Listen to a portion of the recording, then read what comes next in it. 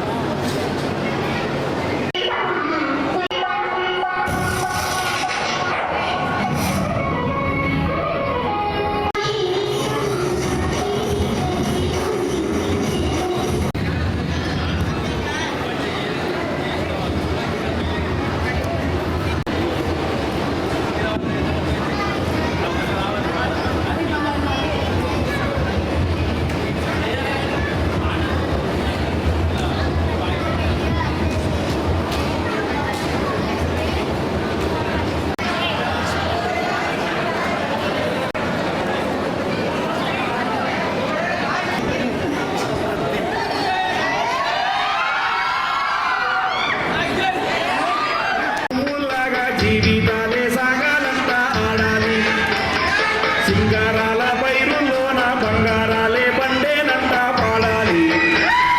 నవ్వుల్లోన పువ్వులాగా జీవితాలే సాగాలంతా ఆడాలి.